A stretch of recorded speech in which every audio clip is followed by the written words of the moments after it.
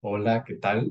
Pues bienvenidos, bienvenidas a todas y a todos a una nueva sesión de nuestro espacio de reflexión, de estudio, de compartir, de profundización. Si bien es cierto que para algunas sensibilidades podríamos estar enfocándonos de pronto demasiado en cuestiones, digamos, que aparentemente no se relacionan directamente con la espiritualidad en tanto a las aproximaciones que estamos más acostumbradas y acostumbrados.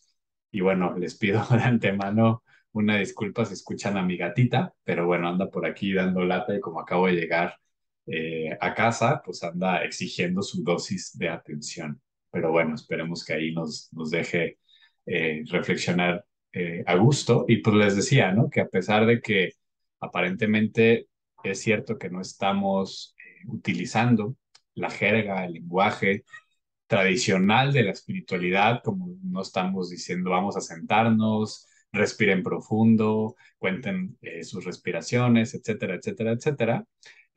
También es cierto que justamente ese es el asunto, ¿no?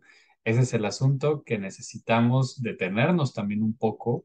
Eh, Hay un swami de la India que ya falleció que decía filosofía sin espiritualidad es pura elucubración mental, pero espiritualidad sin filosofía es mera melancolía, ¿no? Por eso es tan importante eh, tener en cuenta reflexiones de índole social, política, no en un sentido académico, ¿no? Estoy diciendo reflexiones, no estoy diciendo escriban artículos académicos, no, ni que lean esos libros necesariamente, sino que cada quien, que cada una, que cada uno en colectivo pueda pensar las situaciones de su época que les atraviesa, ¿no?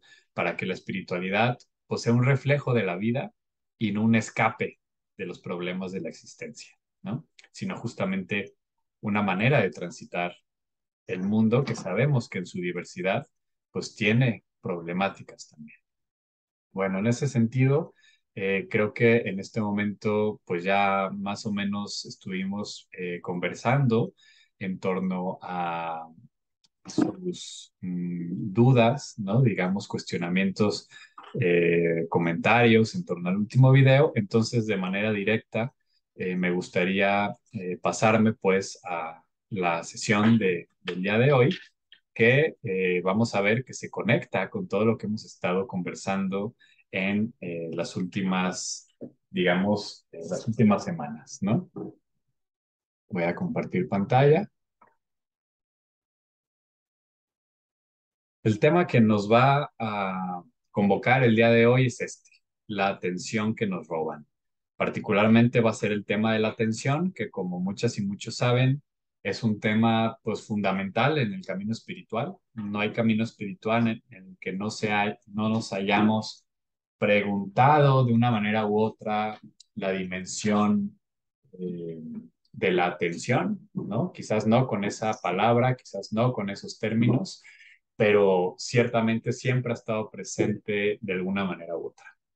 Bien, he de decirles, y esto es meramente como un dato que a mí se me hace interesante, de todos los artículos que llevamos leídos, digamos, este proyecto que yo les he ido comentando, eh, fíjense ya, aquí está la gatita, de este proyecto que yo les he ido comentando en torno a la ascética contemporánea, mm, este ha sido el que más ha resonado en las personas, es el que más vistas ha tenido y también por el que personas que incluso yo no conocía, ¿no? Me tocó justamente de manera reciente se abrió la plataforma de la revista Christus de los jesuitas aquí en México y se está haciendo un proyecto similar a este que les estoy compartiendo de Cristianismo y Justicia y me invitaron a colaborar. Entonces tuve una reunión para ver cuestiones y, y estando conversando surgió que yo también escribía en Cristianismo y Justicia y como que le conectaron y dijeron, sí, sí, cierto, tu artículo es el de la atención, ¿verdad? La atención que nos roban. Y yo sí, o sea, como este texto, pero no por el texto, creo yo, ¿no? La verdad, no creo que sea tampoco tan bueno, sino más bien por el tema. ¿no? Esto de la atención que nos roban, creo que realmente toca ciertas fibras y lo vamos a ver a continuación. Bien, como les decía, para mí es fundamental si vamos a estar como tratando de hablar de una estética contemporánea, es decir, que ilumine la mística en nuestra circunstancia actual. Eso es ese es mi objetivo con estas reflexiones. Necesariamente teníamos que llegar al tema de la atención, sí o sí. Aquí rescato un par de citas que me parecen lindas, ¿no? Y potentes. Poimen, que es uno de los padres del desierto, ¿no? No necesariamente padres de la iglesia, pero sí, digamos, de esta época. Él, en la Filocalia, que la Filocalia es una serie de textos compilados de distintos autores y autoras en torno a la oración, en torno a varios temas en la patrística cristiana, dice, el principio de todos los males es la distracción. Esto es potentísimo y si se dan cuenta, el prefijo di, ¿no? Que viene de división, ¿no? Es división, distracción, divertimento, divertir, o sea, como estar vertidos, pero así, y está curiosamente, digamos, el término, división, ya lo decía, diablo, ¿no? El diablo, diablo, el que divide, ¿no? Muy interesante como esas nociones. Eh, Ahora, por ejemplo, Simone Weil, ¿no? Con otros términos, nos habla eh, de, del mal de la ensoñación, que la raíz del mal es la ensoñación. Y para mí es otra manera de decir la raíz de todos los males, el principio de todos los males es la distracción, decía Poimen, esto en los primeros siglos del cristianismo, y ya en el siglo XX, Simone Weil decía, la raíz del mal es la ensoñación. Para mí están muy cercanos, ¿no? Y nos dejan ver, pues, cómo estamos ante un problema cargándolo pues, desde siempre, pero cómo pues estamos ante una situación distinta. La misma autora, Simone Weil, decía, la atención es toda la fuerza del espíritu, la única fuerza que es nuestra. En ese sentido, yo creo que las distintas prácticas contemplativas de las distintas tradiciones ponen un énfasis especial en la atención. Hablábamos ya de la oración contemplativa y demás. No queda duda, por lo tanto, que el cultivo de la atención forma parte del camino espiritual de una manera u otra. Sin embargo, y esto es interesante, yo no me voy a valer, por lo menos en este momento, de análisis de místicos y místicas que han dicho sobre la atención, sino que me voy a ir a un libro que me pareció fascinante, ¿no? Que estaba hojeando libros en la estantería de una librería y me lo topé, es relativamente nuevo y se llama Clics contra la humanidad, libertad y resistencia en la era de la distracción tecnológica, de el autor James Williams. Se lo recomiendo un montón, es posible encontrarlo, ¿no? No solamente en su versión física. La verdad es que vale mucho la pena y creo yo que es de fácil lectura. Pero vayamos a ver qué nos dice este autor.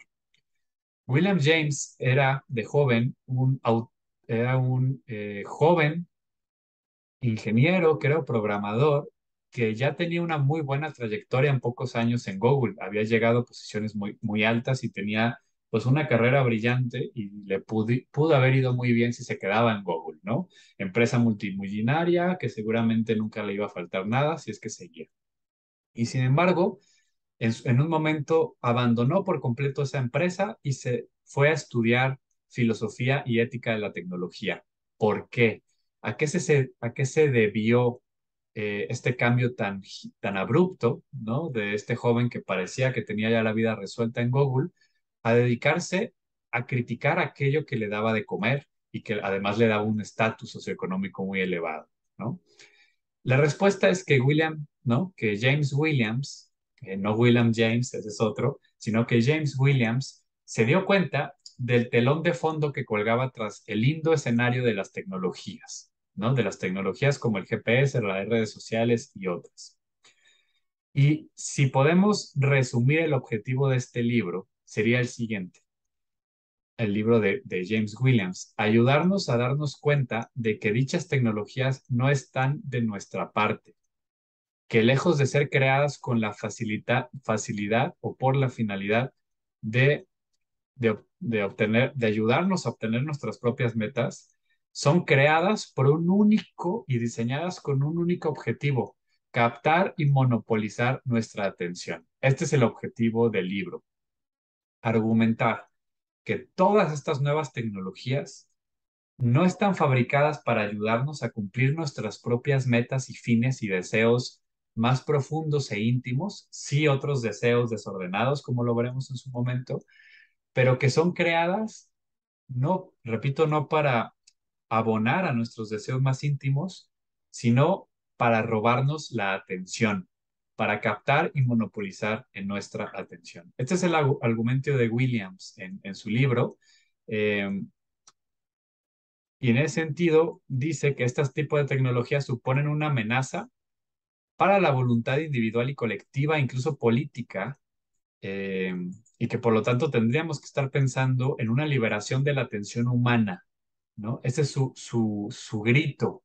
Cuidado, nos están quitando la atención, están invirtiendo millones de dólares exclusivamente para investigar y crear productos y tecnología cuyo único objetivo es robarnos la atención, y que en este momento, por lo tanto, una de las frentes de lucha política por excelencia tendría que ser la de la libertad de la atención humana, ¿no? Ese es el objetivo. En otras palabras, y esto se me hace fundamental y lo veremos más adelante, lo que nos está diciendo James Williams, yo soy el primero que los confunde, es que no existe la tecnología neutral. Es romper con ese prejuicio, esa creencia que la usamos a diestra y a siniestra, diciendo, ah, es que no es, la tecnología no es mala, depende cómo la uses. Bueno, el asunto es que no hay tecnologías neutrales, y eso es fundamental, y creo que ya lo veníamos diciendo en otras sesiones. Sí, o sea, efectivamente tú puedes decidir si con un martillo lo usas para clavar clavos o lo usas para descalabrar a alguien, ciertamente.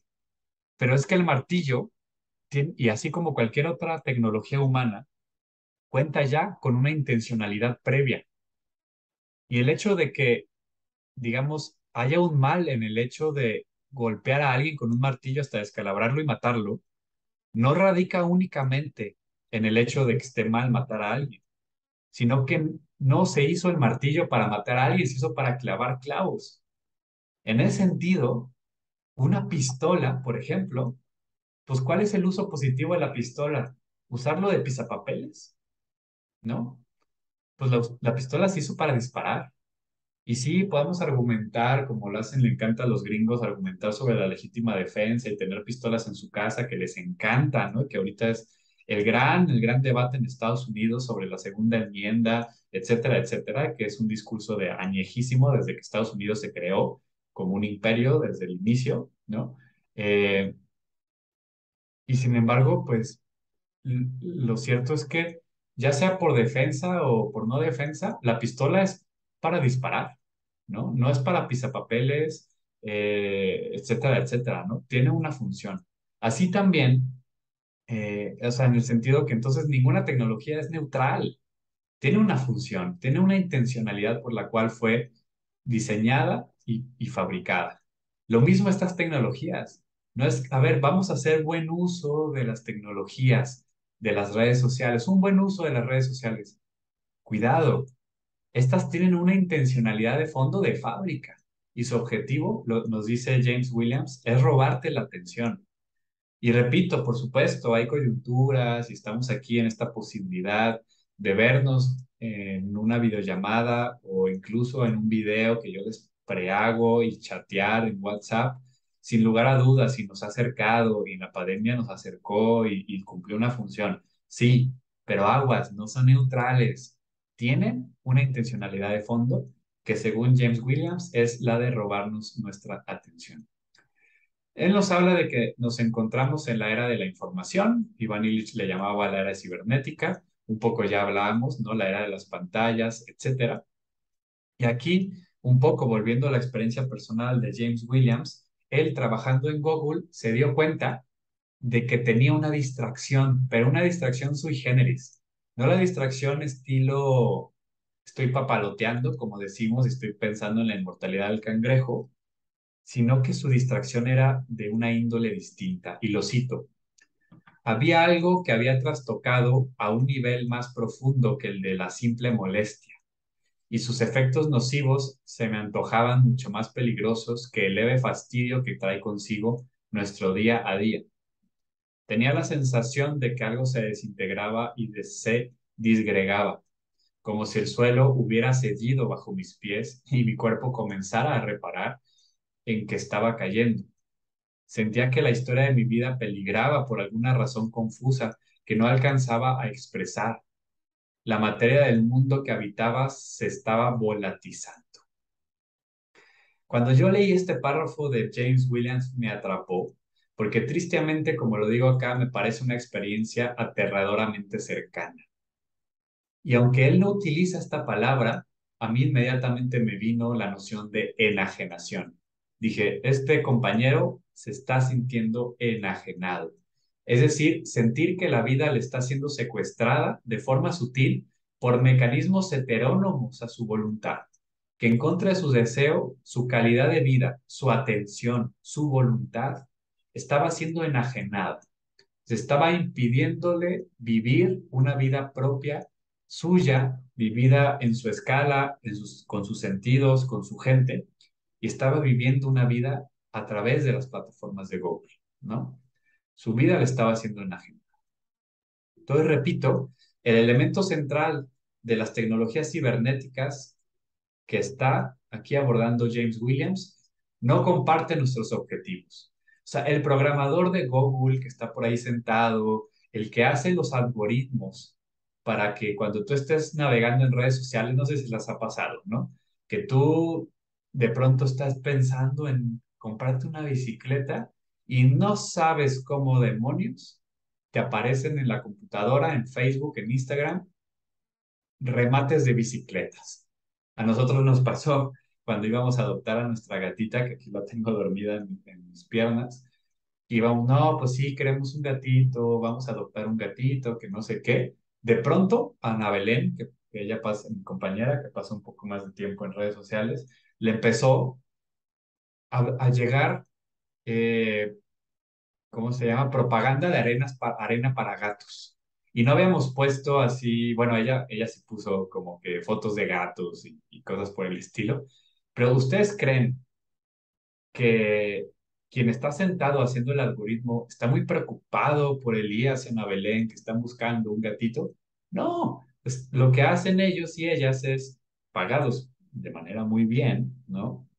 Que eran algoritmos para robarte tu atención a través de las historiales de tus búsquedas en Internet. Y luego lo que hacen es que te empiezan a getificar, ¿no? Por ejemplo, o sea, ¿por qué creen que es casualidad que ustedes están navegando en Facebook y de pronto les aparecen sugerencias de amistades? Bueno, tiene que ver con lo que tú vas publicando. Y de pronto sucede, y esto por ejemplo, lo hemos trabajado con el fenómeno político de la polarización que está pasando en todo el mundo, pero que está muy claro en Estados Unidos y en México, por ejemplo, ¿no?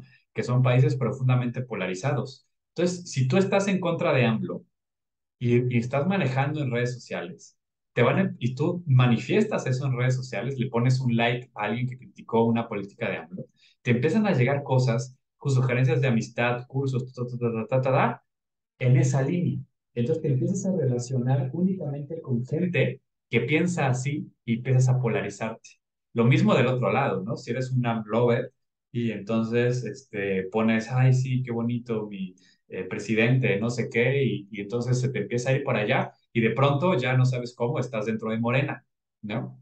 O sea, aquí funciona por los lados. En Estados Unidos es demócratas y republicanos, simplemente pones algo en contra de Trump y ya llegas ahí, o pones algo a favor de Trump y ya de pronto acabas acá, ¿no?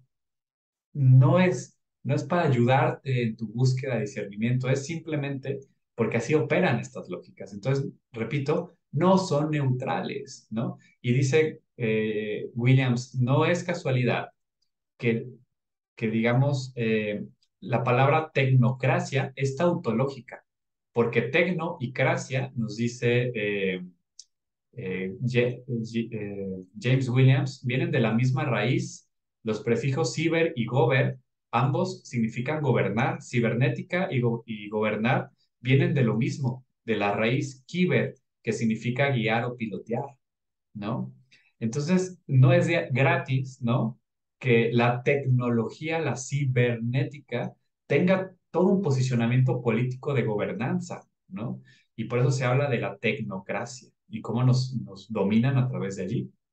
Entonces, esta gobernanza tecnológica actual no tiene precedentes. Si ven históricamente, siempre se ha valido de la tecnología, desde las armas hasta los libros, ¿no? Para dominar a las personas. Hoy no tiene parangón el nivel de control que estamos viviendo, ¿no? Porque se enfoca en estructurar nuestras mentes de determinada manera.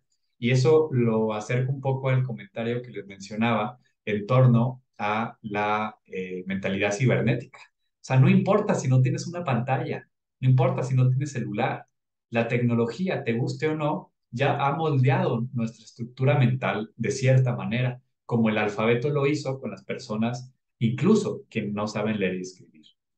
La persuasión industrializada, fíjense.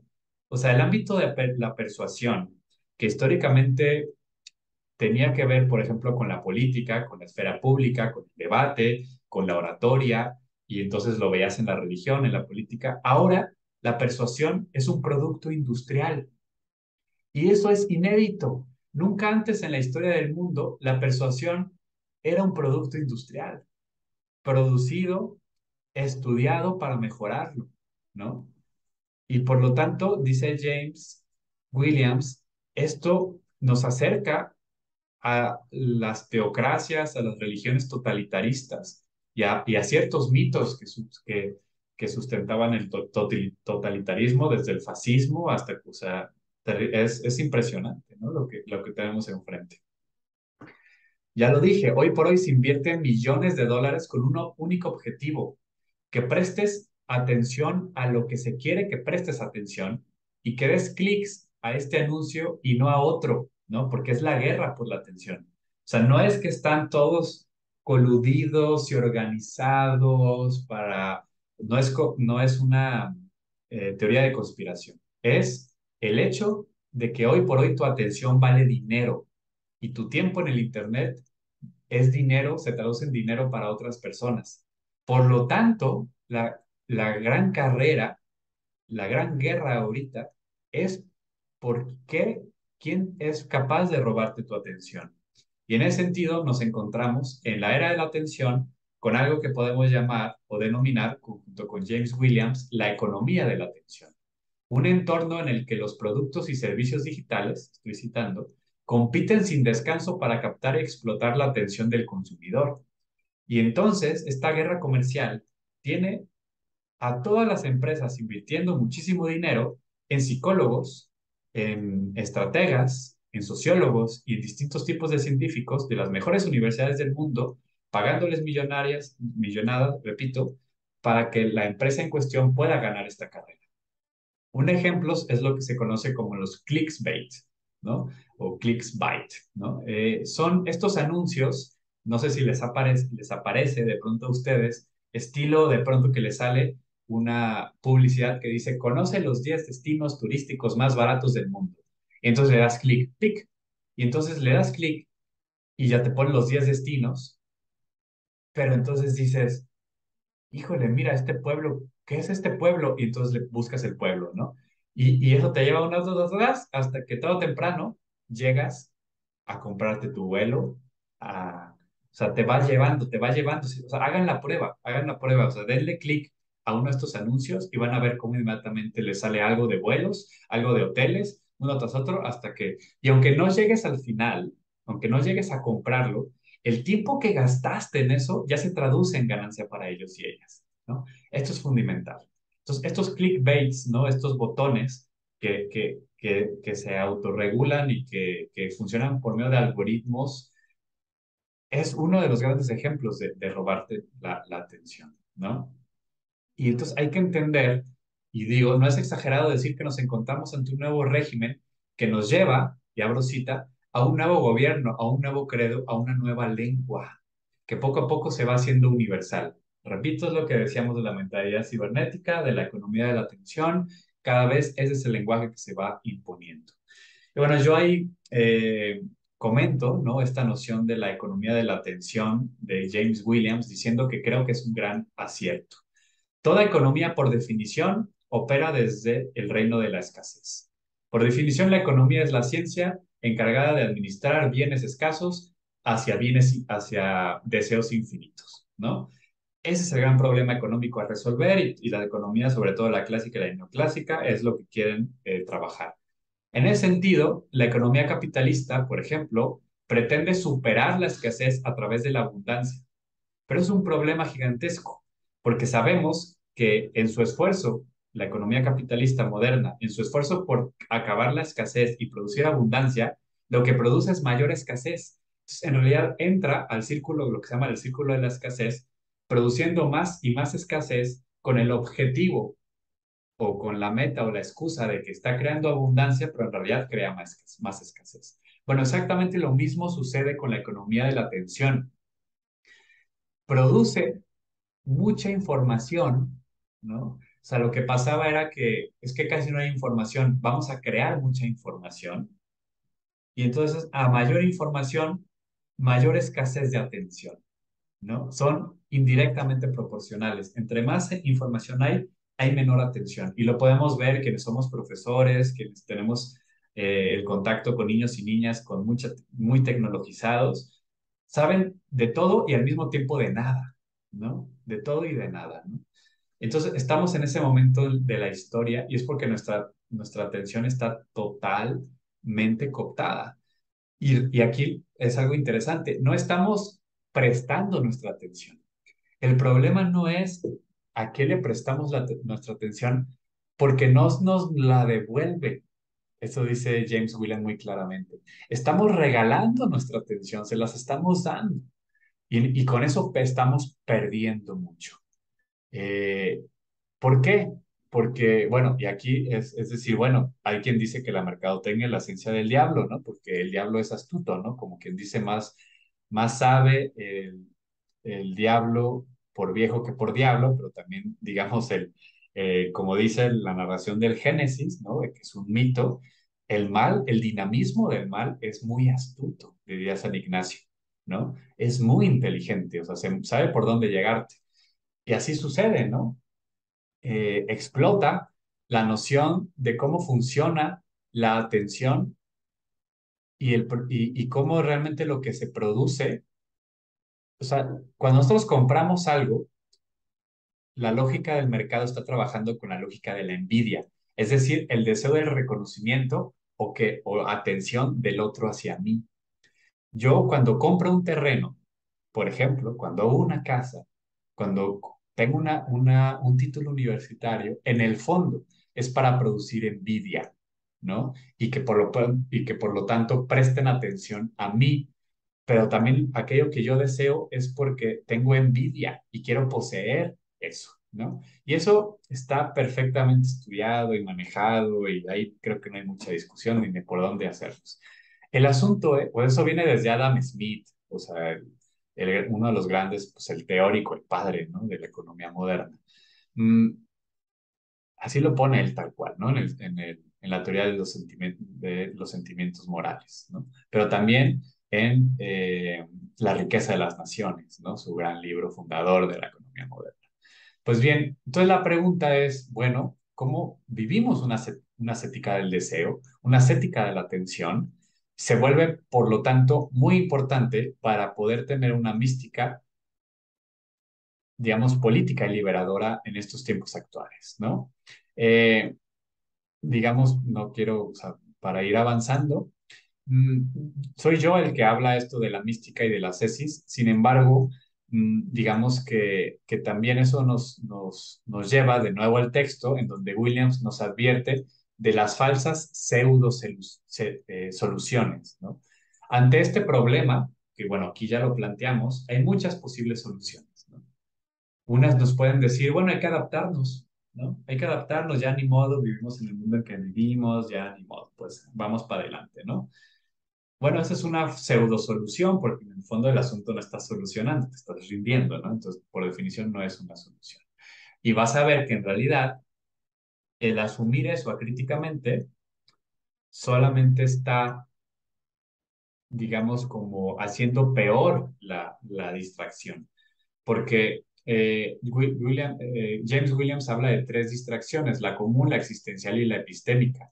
Y entonces tú entras por la distracción común, que es la mera inmediata, ¿no? O sea, pero luego ya viene una existencial, que es un poquito esta que él sentía ya, un vacío existencial por el nivel de distracción que tienes, utilizando la metáfora anterior, ¿no? Del tema de la conexión, podríamos hablar de lo desconectado que estás, ¿no? De ti misma, de ti mismo y de Dios y del universo, lo que quieras llamarle, hasta que llegas ya a una distracción epistémica que de plano ya es un zombie, ¿no? En esta sociedad industrial moderna, ¿no? Mm, por lo tanto, adaptarse es seguir en el mismo juego y además darle el hilo a la hilacha y empeorando el asunto, ¿no? Adaptarse a crítica.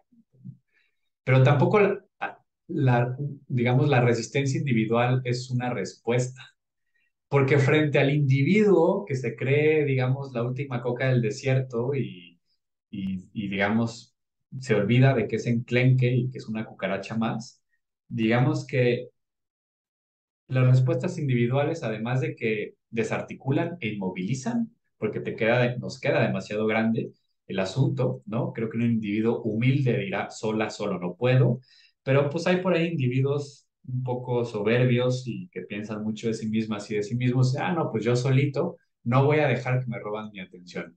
Pues mira, volvamos a acordarnos que hay empresas y gobiernos enteros gastando millones de dólares para robarte tu atención con los mejores expertos. Entonces, pues por más, y perdónenme la palabra, ¿no? Pero la voy a usar, por más chingón o chingona que te creas, créanme que estas profesionistas, secuestradores de tu atención, tarde o temprano te van a llegar, ¿no? Entonces, la respuesta no es un asunto de buenas intenciones ni de respuestas individuales, es un asunto colectivo, social, de organización. Por lo tanto, tampoco la respuesta está en las soluciones estilo mindfulness, ¿no? Y aquí con todo el respeto a quien lo practica y me parece algo maravilloso y tiene una aportación muy importante. Yo he estado en distintos encuentros nacionales e internacionales de diálogo entre mindfulness y mística y yo mismo también he visto, ¿no? Ciertas bondades que presenta el mindfulness. Sin embargo, en términos prácticos, en lo que nos compete en este tema, lo que normalmente termina siendo el mindfulness, al ser acrítico y al renunciar a la dimensión ética de las tradiciones espirituales y religiosas, particularmente el budismo, lo que hace es que desarticula a la persona totalmente, dándole más atención, pero para que te la roben, ¿no? No es real, no estás cambiando el meollo del asunto, está yendo a los síntomas y no a la enfermedad, por decirlo en esos términos, ¿no? William James plantea una serie de posibles vías, que yo aquí se las enumero todas las que él propone, no las quiero leer aquí, simplemente decir que desde mi punto de vista, aquí es donde yo me distancio de él, porque creo que sigue en la misma lógica del problema que los causa, o sea, propone cosas de políticas públicas, etcétera, etcétera, y yo digo, a ver, ¿realmente crees que a las altas esferas del poder, sea transnacional, del capital, del mercado, empresas, gobiernos, les va a caer una epifanía moral, ¿no? Y van a decir, ay, no, no hay que hacer eso. Por supuesto que no, eso no va a suceder, ¿no? Tenemos que organizarnos desde abajo y cambiar el asunto desde nuestras cotidianidades, ¿no? Ya si se hacen políticas públicas, pues bueno, ¿no? Pero ¿por qué no cambiar desde lo colectivo, desde abajo, ¿no? Desde la vida de las personas organizadas, ¿no? Yo no tengo una solución, considero que ni esta serie de conferencias que estamos teniendo pretenden ser una solución, más bien una problematización, pero sí creo que las respuestas tienen que ser múltiples y aterrizadas en cada uno de los espacios, ¿no? En ese sentido, considero que, y bueno, aquí volvemos al término de Simone Weil, que nos dice que no, tanto ella como como Williams dicen que no hay que reducir la atención a un ejercicio psicológico, sino que tiene que ver con la voluntad, y la voluntad entendida de una manera muy particular. La voluntad se refiere a nuestros deseos y de ahí gira toda nuestra vida, ¿no?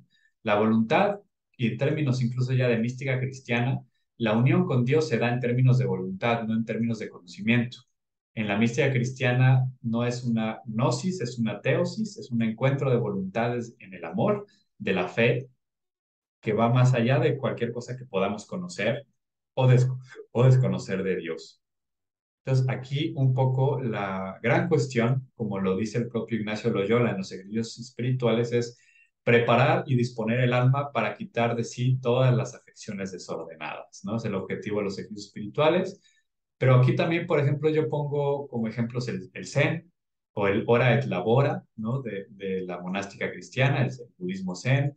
Y podríamos así hacer una lista larga, ¿no? De posibilidades que las tradiciones espirituales y religiosas nos ofrecen y que pueden ser estas sabidurías ancestrales previas a el desorden actual tecnológico de la economía de la atención, que no caen en los reduccionismos que hace el mindfulness, por ejemplo, de trabajar con tu atención en el presente, pero sin decir, oye, pero pues este presente está bien jodido, y más bien, justamente, yo subrayo que la atención en la mística implica tanto una transformación estructural de la persona como del mundo que lo habita, y por lo tanto, pues tiene una dimensión social y política. En ese sentido, pues es un poco lo que yo quiero subrayar aquí, ¿no? Eh, digamos, hay ejemplos concretos, ¿no? De comunidades enteras. Yo les pongo aquí un ejemplo, Narran en Bolivia, en donde toda la comunidad solo tiene una computadora y se reparten los horarios para utilizarla y solo la usas cada persona una o dos eh, horas a la semana. Comunidades enteras en Estados Unidos que no tienen celular y que solamente tienen teléfono comunitario para las emergencias y dirán, chale, es que eso es muy utópico, eso no funciona en el mundo en el que vivimos. Exactamente, ese es el asunto. O sea, que no hay que asumir acríticamente el mundo en el que vivimos, no es la única posibilidad. Hay otros mundos que existen dentro de este siglo XXI, planeta Tierra, ¿no? Y que hay alternativas, ¿no? Ese es el asunto, ¿no? Pero no solamente en un discurso político, esto es muy importante, sino en los modos de vida concretos en que la mística y la espiritualidad nos invitan a transitar. El argumento es que toda vida espiritual que se toma en serio implica transformación en la vida, ¿no? Y por lo tanto, también tendremos que habérnoslas con nuestra atención.